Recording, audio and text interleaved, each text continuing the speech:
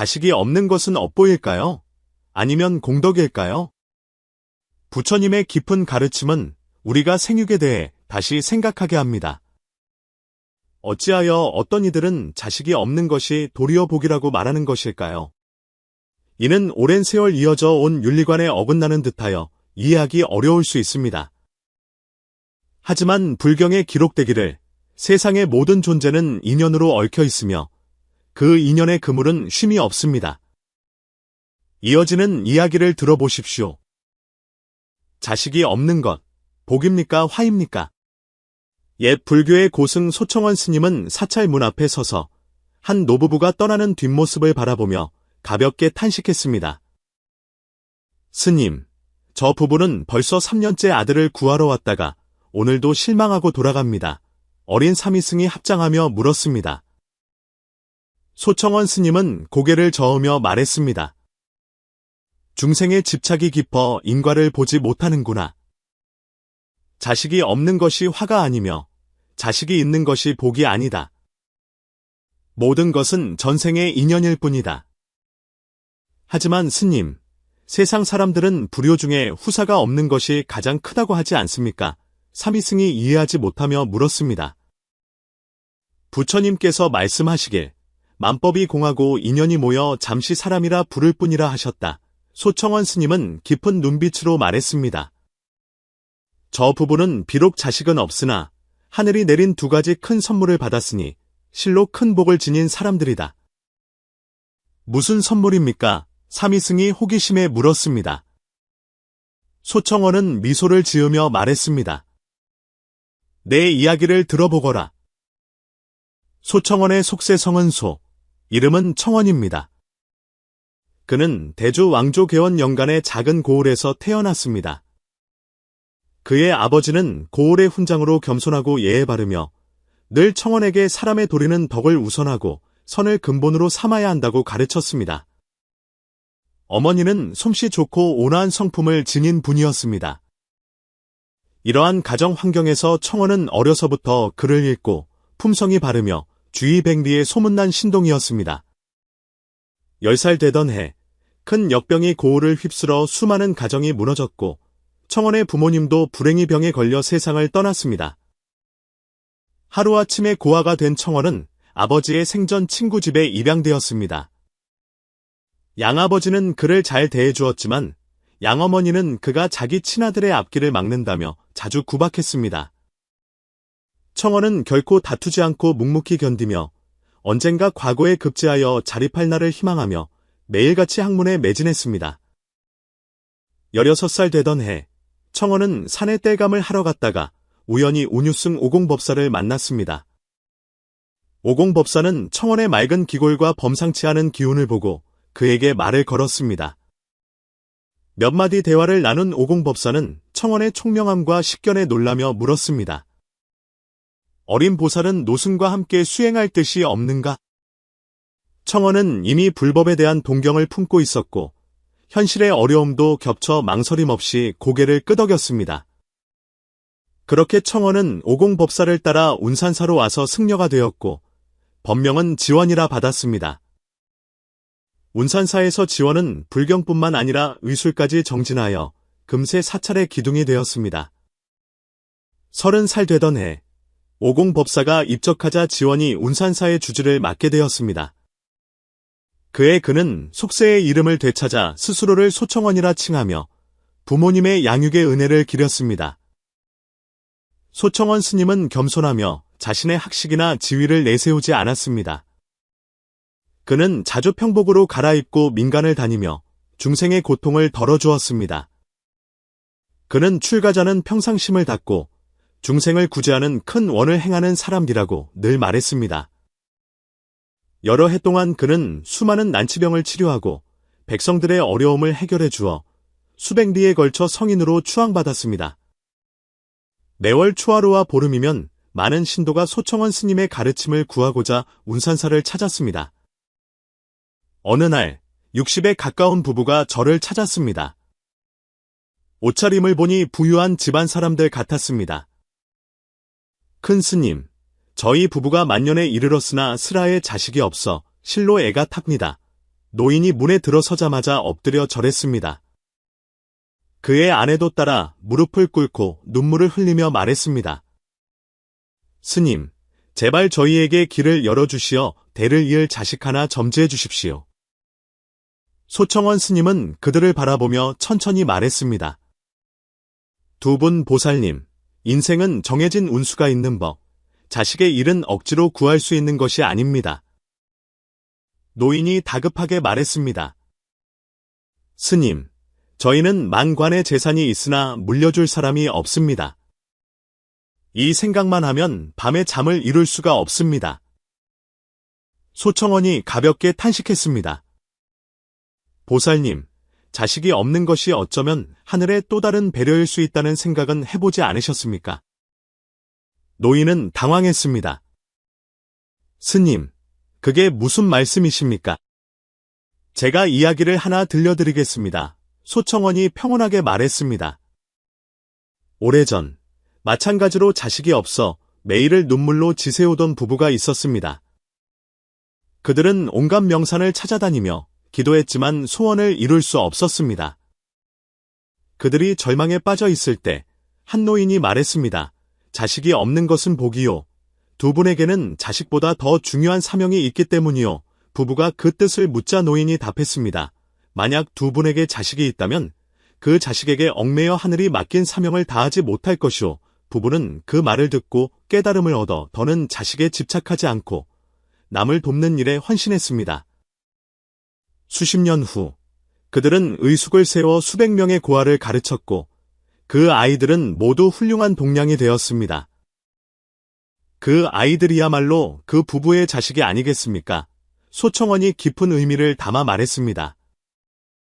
노인은 한참 동안 침묵하다가 탄식했습니다.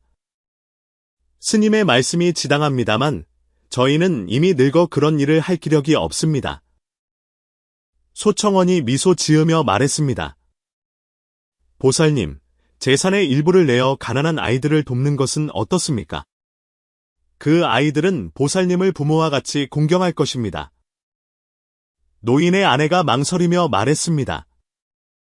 하지만 스님, 혈육의 정은 그 어떤 관계도 대신할 수 없지 않습니까? 소청원이 고개를 끄덕였습니다. 그 마음을 어찌 모르겠습니까? 하지만 세상에는 부모를 잃고 사랑에 굶주린 아이들이 많습니다. 보살님께서 한두 명의 고아를 입양하여 따뜻한 가정을 선물하고 두 분의 허전한 마음도 채우신다면 어찌 두루 좋은 일이 아니겠습니까? 노인과 아내는 서로를 바라보며 마음이 움직인 듯했습니다. 스님의 말씀에 일리가 있습니다. 돌아가서 상의해 보겠습니다. 하지만 저희 친자식이 아니라는 아쉬움은 어쩔 수 없을 듯합니다. 소청원이 잠시 생각에 잠겼다가 물었습니다. 보살님께서는 자식이 없는 것이 오히려 복이다라는 말을 들어보셨습니까? 노인은 고개를 저었습니다. 금시초문입니다. 스님, 가르침을 주십시오. 소청원이 설명했습니다. 세상 만물에는 인과가 있습니다. 자식이 없는 사람은 종종 다른 방면의 복을 받습니다. 예를 들어 병 없이 오래 살거나 마음이 평화롭거나 재물이 풍족한 것과 같이 보통 사람들이 동시에 누리기 어려운 복을 받는 경우가 많습니다.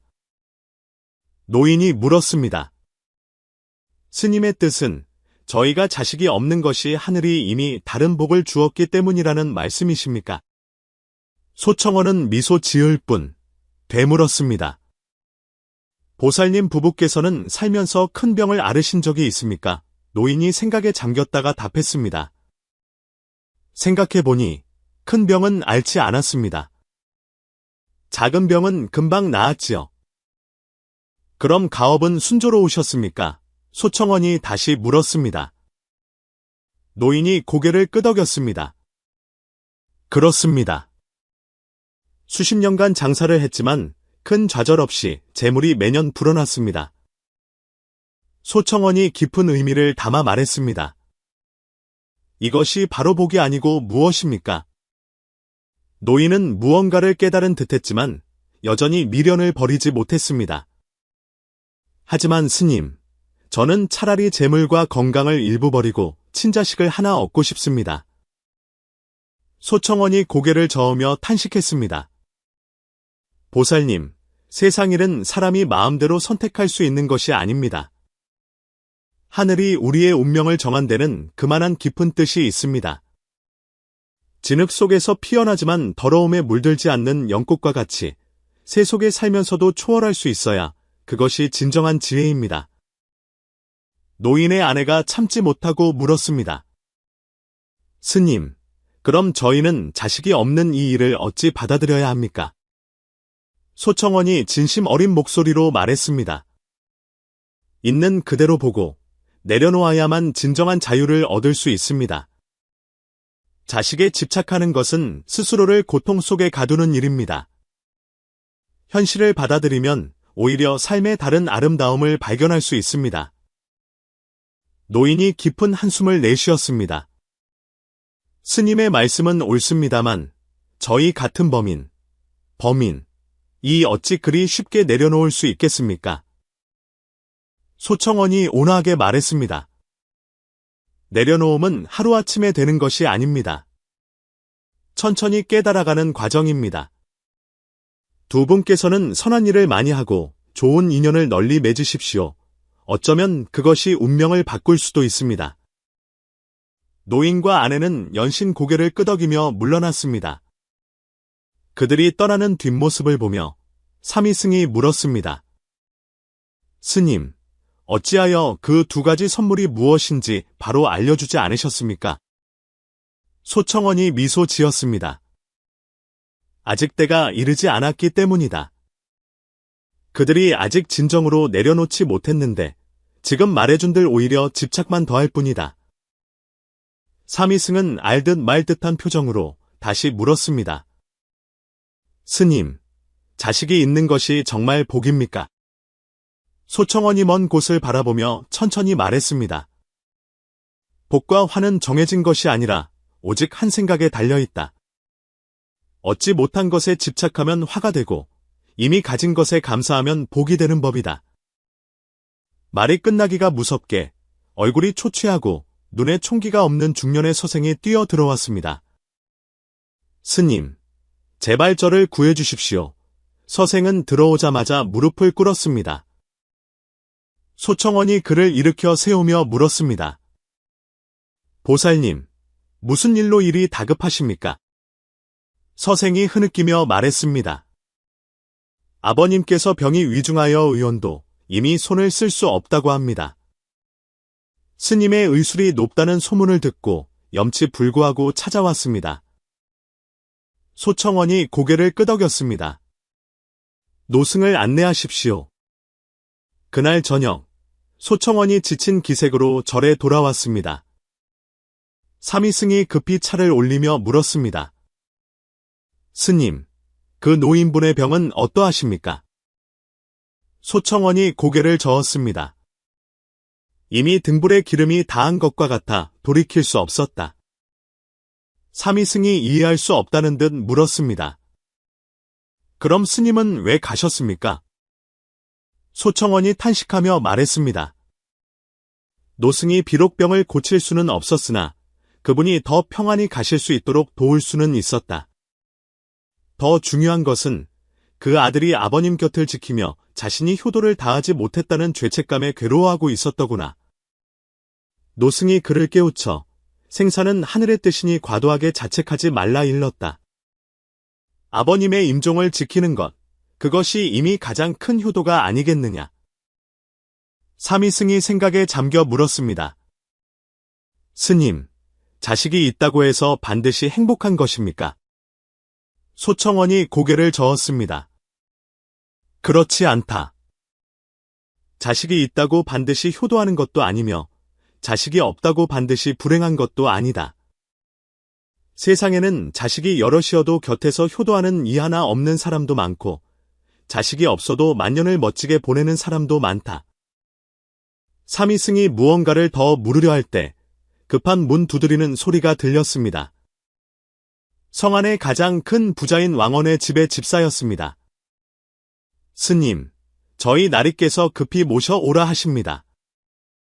중요한 상의할 일이 있으시답니다. 소청원은 말없이 일어나 길을 나섰습니다. 왕원회의 집은 성에서 가장 호화로운 저택이었습니다. 소청원이 도착하자 하인들이 공손히 그를 내당으로 안내했습니다. 왕원회는 50대의 남자로 풍채가 좋고 얼굴이 붉은 것이 딱 봐도 부유한 사람이었습니다. 스님, 드디어 오셨군요. 왕원회가 반갑게 맞으며 차를 권했습니다. 스님, 드릴 말씀이 있습니다. 왕원회가 목소리를 낮추었습니다. 제게 아들이 셋 있는데 모두 장성하여 가정을 꾸렸습니다. 그런데 저의 재산을 두고 시도 때도 없이 명함으로 다투어 제가 속이 상해 견딜 수가 없습니다. 특히 큰아들과 둘째 아들이 제가 은퇴한 후 가문의 주도권을 잡겠다고 물불을 가리지 않습니다. 소청원이 듣고 말했습니다. 보살님께서는 아들 셋을 두셨으니 마땅히 만년의 복을 누리셔야 할 터인데 오히려 번뇌의 근원이 되었군요. 왕원회가 쓴웃음을 지었습니다. 바로 그 말씀입니다. 제가 눈을 감으면 그들이 재산을 두고 싸우다가 제가 평생 일군 가업을 망칠까봐 밤에 잠을 이루지 못합니다. 소청원이 잠시 생각에 잠겼다가 물었습니다. 보살님께서는 어찌하여 이런 상황이 벌어졌다고 생각하십니까? 아마도 제가 평소에 그들을 너무 오냐오냐 키워 교육을 잘못 시킨 탓이겠지요. 소청원이 고개를 저었습니다. 아닙니다. 문제는 보살님께서 가업을 너무 중시한 나머지 형제간의 우애를 키우는데 소홀했기 때문입니다. 아들들은 어려서부터 보살님께서 가업을 위해 애쓰는 모습만 보았으니 자연히 가업을 가장 중요한 것으로 여기게 된 것입니다. 그 가업을 자신들이 물려받아야 한다는 것을 깨달았을 때 다툼은 필연적인 것이 되었습니다. 왕원회는 깊은 생각에 잠겼습니다. 스님의 말씀에 일리가 있습니다. 그럼 저는 어찌해야 이 위기를 벗어날 수 있겠습니까? 소청원이 조언했습니다. 보살님께서 아직 건강하실 때 재산을 명확히 나누어 각자 관리하게 하시고 다시는 형제간의 다투는 자는 상속받을 자격을 취소하겠다고 엄포를 놓으십시오. 그리고 더 중요한 것은 아들들과 사업 이야기가 아닌 정을 나누는 시간을 보내며 집안이 화목해야 모든 일이 순조롭다는 이치를 일깨워주는 것입니다. 왕원회가 고개를 끄덕였습니다. 스님의 조언을 신중히 고려하겠습니다.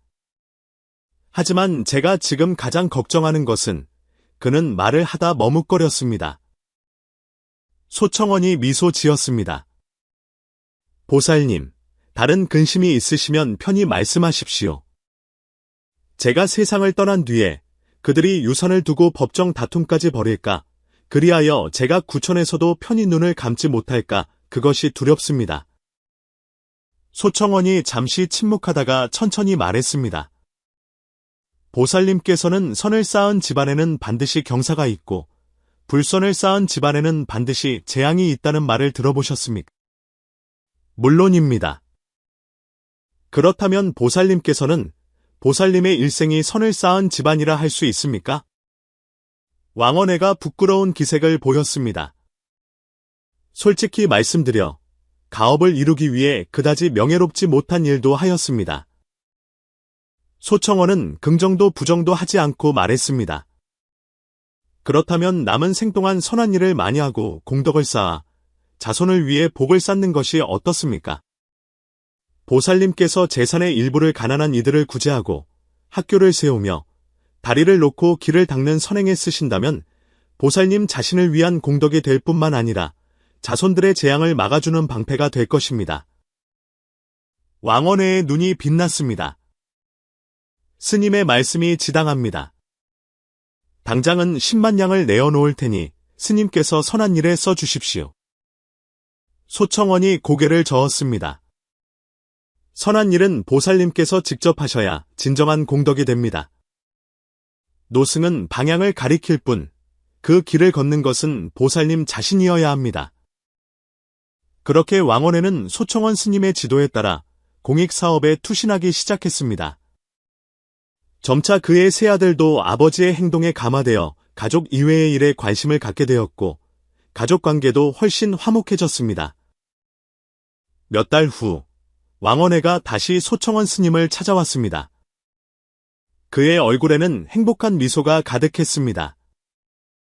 스님, 저는 이제야 깨달았습니다. 재산이란 다투기 위한 것이 아니라 다른 이들에게 복을 짓기 위한 것이었습니다. 선행을 시작한 이래 마음이 평화로워졌을 뿐만 아니라 아들들도 서로 아끼고 단결하게 되었습니다. 요즘은 하루하루가 충만하고 즐겁습니다. 소청원이 미소 지으며 고개를 끄덕였습니다. 보살님의 깨달음이 깊습니다. 이미 인생의 진리를 깨우치셨습니다.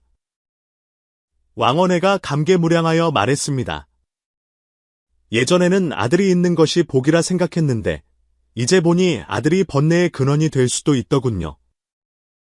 차라리 자식이 없는 사람들이 가족 간의 분쟁 없이 단순하고 순수하게 사니 그것이 오히려 복이 아닌가 싶습니다. 소청원이 깊은 의미를 담아 말했습니다. 보살님께서는 이미 절반은 깨달으셨습니다.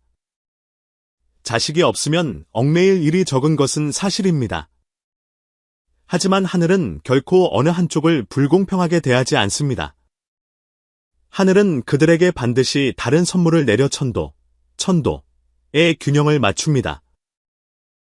왕원혜가 궁금해하며 물었습니다. 스님께서 말씀하시는 다른 선물이란 무엇입니까? 소청원은 미소를 지을 뿐 정면으로 답하지 않고 말했습니다. 제가 또 다른 이야기를 하나 들려드리겠습니다. 자식이 없는 것, 복인가 화인가? 많은 이들이 이에 얽매여 밤낮으로 근심하지만 하늘은 자식이 없는 사람들에게 두 가지 특별한 선물을 마련해 두었다는 것을 알지 못합니다. 이 두 가지 선물은 자식보다 더 귀하며 진정한 행복을 가져다 줄 수 있습니다. 첫 번째 선물은 몸과 마음을 평안하게 하여 세상의 번뇌에서 멀어지게 합니다. 두 번째 선물은 혈연을 넘어 더 넓은 사랑과 자비를 펼칠 기회를 줍니다. 자식이 없는 사람이 이 이치를 깨닫는다면 하늘이 주신 이 두 가지 복이 자식의 복보다 낫다는 것을 알게 될 것입니다. 이 두 가지 선물이 과연 무엇이기에 자식보다 귀하다는 것일까요? 저의 다음 이야기가 그 답이 될 것입니다. 옛날에 이무와 소유라는 부부가 살고 있었습니다. 소청원의 목소리는 평온하고 그윽했습니다. 그들은 결혼한 지 여러 해가 지났지만 자식이 없었습니다. 처음에는 사방의 명의를 찾아다니고 온갖 신불께 기도하며 자식 하나 얻기를 소원했습니다. 하지만 10년이 지나도 아내는 아이를 갖지 못했습니다. 임후의 부모는 가문의 대를 이어야 한다며 첩을 들이거나 아내를 내치고 새로 장가를 들라고 그를 압박했습니다. 하지만 이모는 아내 소유를 깊이 사랑하여 그 모든 제안을 단호히 거절했습니다. 그는 부모에게 말했습니다. 저는 아내와 오랜 세월 고락을 함께했습니다. 어찌 자식 문제로 그녀를 버릴 수 있겠습니까? 하늘이 저희에게 자식을 주지 않으신다면 없는 대로 저희 둘이 의지하며 백년해로 하겠습니다. 남편의 진심에 감동한 소유 역시 자식에 대한 집착을 점차 내려놓았습니다. 그렇게 그들은 자식 없는 삶을 받아들였습니다. 기이하게도 그들이 자식 문제로 더 이상 번뇌하지 않게 되자 삶이 오히려 편안하고 즐거워졌습니다. 이모는 자신의 포목점 경영에 집중하여 사업이 날로 번창했습니다. 소유는 자수 공방을 열어 젊은 여인들에게 자수 기술을 가르쳤습니다. 그들은 낮에는 각자 바쁘게 일하고 밤에는 마주 앉아 도란도란 이야기를 나누며 자식이 있는 그 어떤 부부보다도 금실 좋게 지냈습니다. 이모는 자식에게 얽매이지 않으니 우리가 좋아하는 일을 할 시간이 더 많아졌구려. 이것 또한 복이 아니겠소? 라고 말하곤 했습니다. 소유 역시 자식이 인생의 전부가 아님을 깨닫게 되었습니다. 나이가 들면서 이모와 소유 부부는 자식이 있는 친구들과 비교할 때 자신들에게 두 가지 뚜렷한 이점이 있음을 발견했습니다. 이것이 바로 하늘이 자식이 없는 사람들에게 주는 두 가지 특별한 선물이었습니다. 첫 번째 선물은 몸과 마음의 건강, 그리고 병 없이 오래 사는 것이었습니다. 이모와 소유는 50이 넘었음에도 여전히 정신이 맑고 건강하여 좀처럼 병을 앓지 않았습니다. 반면 자식이 있는 그들의 친구들은 자식들의 결혼, 사업, 가정 문제로 속을 끓이다가 마음이 지치고 건강도 예전 같지 않았습니다. 한 노의원은 자식이 없는 사람은 걱정과 번뇌가 적어 마음이 평화롭고 기혈이 잘 순환하니 자연히 병 없이 오래 사는 법이라고 설명했습니다. 두 번째 선물은 넓은 인연을 맺어 복을 사방에 베푸는 것이었습니다. 자식이 없던 이모와 소유는 남는 시간과 재물을 타인을 돕는 데 썼습니다. 그들은 마을에 의숙을 세워 고아를 거두고 가난한 학생들의 학비를 지원했습니다. 흉년에는 재산을 풀어 이재민을 구제하고 다리를 놓고 길을 닦아 마을 사람들의 편의를 도왔습니다. 오랜 세월이 지나자 그들은 사방백리에 살아있는 보살로 불리게 되었습니다. 명절이면 그들의 은혜를 입은 수많은 사람이 감사의 인사를 전하러 찾아왔습니다. 그들 중에는 그들이 후원했던 이제는 성공한 학자도 있었고 그들의 도움으로 다시 일어선 이재민도 있었으며 그들이 거두었던 이제는 어른이 된 고아들도 있었습니다. 이들은 이모와 소유에게 친자식 못지않은 감사와 존경을 보냈습니다. 부부가 편찮을 때면 이들이 친자식보다 더 애타하며 번갈아 찾아와 간호했습니다. 부부의 생일이면 모두가 모여 잔치를 열어주었습니다. 이모는 늘 감격하여 말했습니다. 우리는 비록 친자식은 없지만 이렇게 많은 사람이 우리를 아끼고 사랑해주니 이것이 바로 하늘의 은혜가 아니겠소. 소유 또한 깨달았습니다. 혈육의 정은 깊지만 선한 인연의 정은 더욱 넓구나. 우리가 받는 사랑이 자식 몇을 둔 사람들보다 훨씬 크도다. 그렇게 이모와 소유는 80이 넘도록 건강하게 장수하며 행복하게 살았습니다. 임종을 앞두고 이모는 찾아온 이들에게 말했습니다. 나는 평생 자식 없이 살았지만 조금도 유감이 없소. 하늘이 나에게 건강한 몸과 수많은 좋은 인연을 주셨으니 이 두 가지 선물이 자식보다 더 귀했기 때문이요. 소유 역시 만족스럽고 평온한 미소를 지으며 눈을 감았습니다. 그들이 세상을 떠나자 온 마을 사람들이 성대한 장례를 치러주었습니다. 자식이 많던 부잣집 장례보다도 더 많은 이들이 진심으로 슬퍼했습니다. 젊은이들은 자발적으로 그들의 묘를 돌보았고 그 풍습은 수십 년간 이어졌습니다.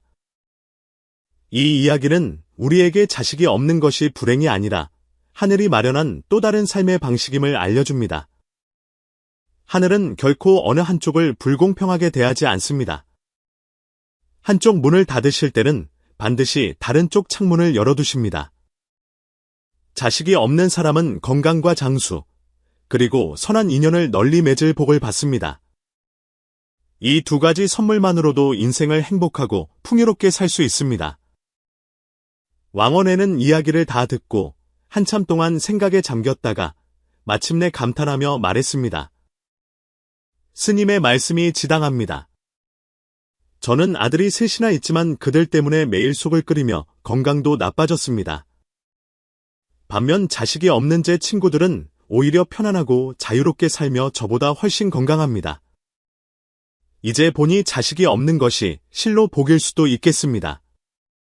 세상 사람들이 그 이치를 모를 뿐입니다. 소청원이 미소 지으며 말했습니다. 보살님께서 이를 깨달으시니 참으로 다행입니다. 자식이 없는 것이 화가 아니요. 자식이 있는 것이 복이 아닙니다. 중요한 것은 자신의 인생을 어떻게 바라보고 가꾸어 가느냐에 달려 있습니다. 내려놓고 바라볼 수 있다면 자식이 있든 없든 자유롭고 행복하게 살 수 있습니다. 왕원에는 고개를 끄덕이며 물러갔습니다. 그 후로 그는 아들들의 다툼으로 번뇌하는 대신 공익사업에 더욱 매진했고 건강도 눈에 띄게 좋아졌습니다. 그는 친구들에게 소청원 스님 덕분에 자식이 유일한 의지처가 아니며 선한 인연을 널리 맺고 덕을 쌓는 것이야말로 진정한 노후의 보장임을 깨달았네라고 말하곤 했습니다. 소청원 스님의 이 가르침은 성안에 널리 퍼져 자식이 없는 많은 부부가 그에게 가르침을 청하러 왔습니다. 그 중에는 진복과 왕애라는 부부가 있었습니다. 결혼한 지 20년이 되도록 아이가 생기지 않았습니다. 남편 진복은 늘 이 일로 우울해했고 아내 왕애는 매일을 눈물로 지샜습니다. 소청원 스님은 그들의 고통을 보고 물었습니다. 두 분 보살님, 세상에서 가장 고통스러운 일이 무엇이라고 생각하십니까? 진복이 망설임 없이 답했습니다. 당연히 자식이 없어 대가 끊기는 것입니다. 소청원이 고개를 저었습니다. 아닙니다.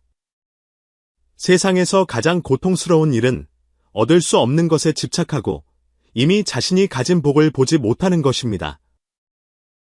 왕애가 물었습니다. 스님, 그게 무슨 뜻입니까?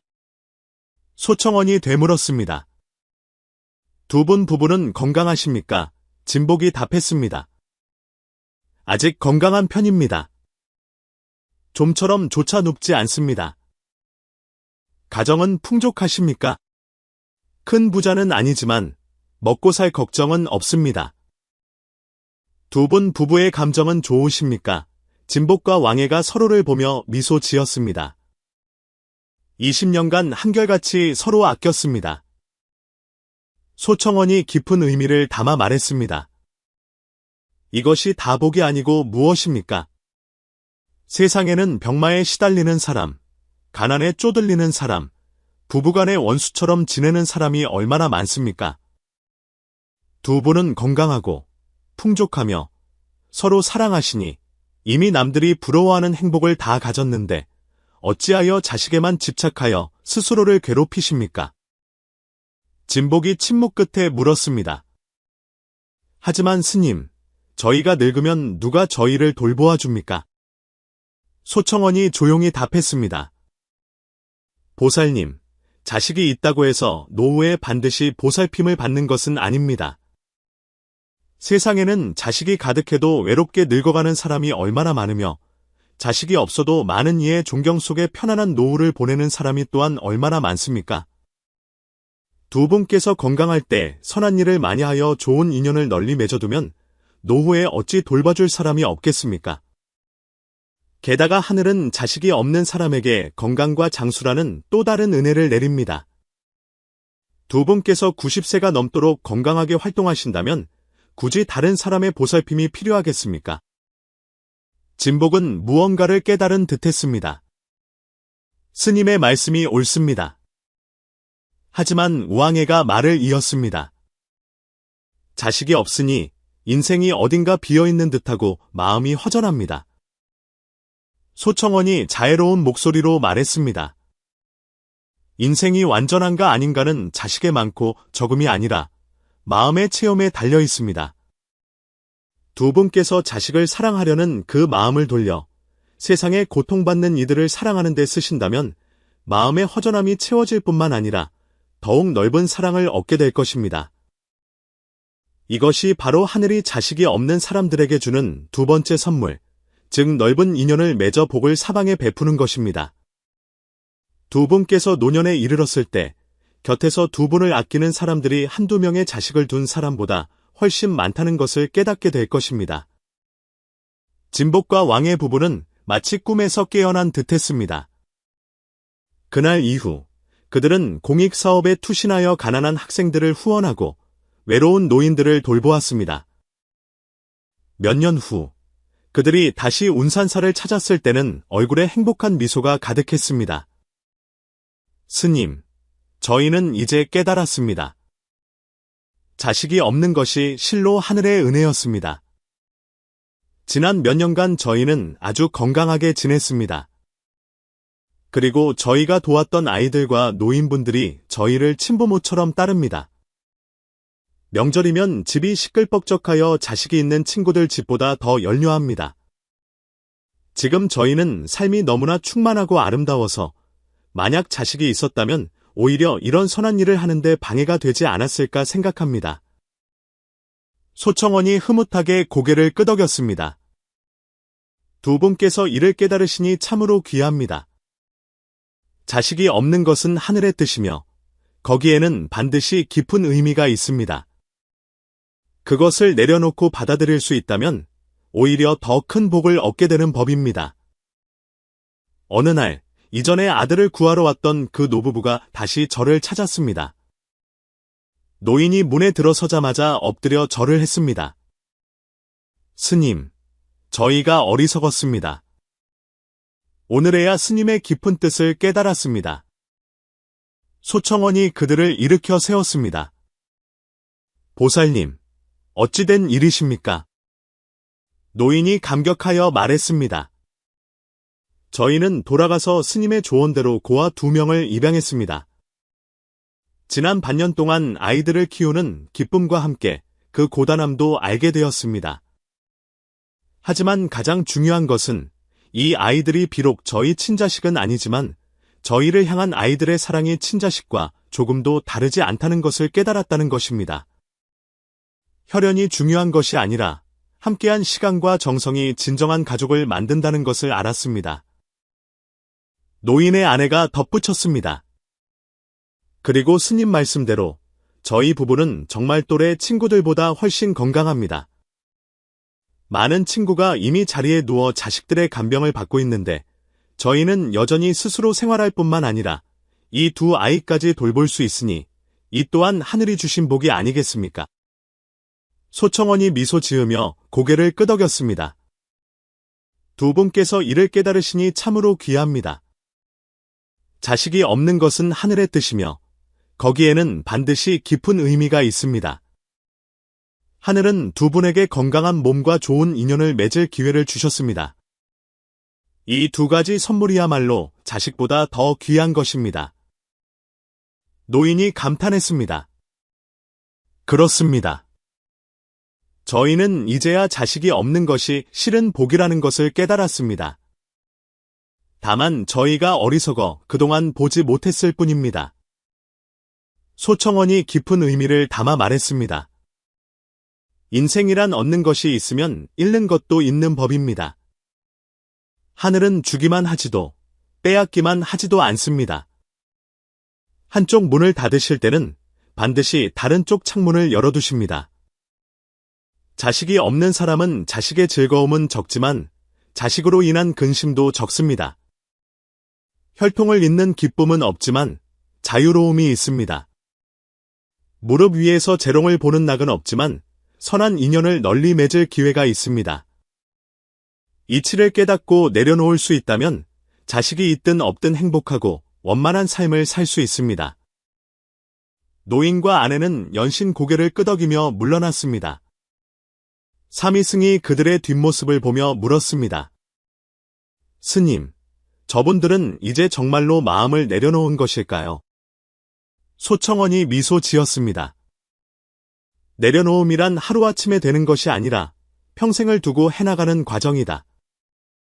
하지만 그들은 이미 첫걸음을 내디뎠으니 그것만으로도 참으로 귀한 일이다. 세상 사람들은 모두 자식을 얻는 것에 집착하여 그것이 인생의 필수라 여기지만 자식이 없는 것 또한 복이라는 사실을 알지 못한다. 하늘은 자식이 없는 사람들에게 건강과 장수, 그리고 선한 인연이라는 2 가지 특별한 선물을 내리니 이 2 가지만으로도 인생을 풍요롭게 살 수 있다. 사미승이 생각에 잠겨 물었습니다. 스님, 그럼 스님께서는 자식이 있는 것이 좋다고 생각하십니까? 없는 것이 좋다고 생각하십니까? 소청원이 평온하게 말했습니다. 있어도 좋고 없어도 좋다.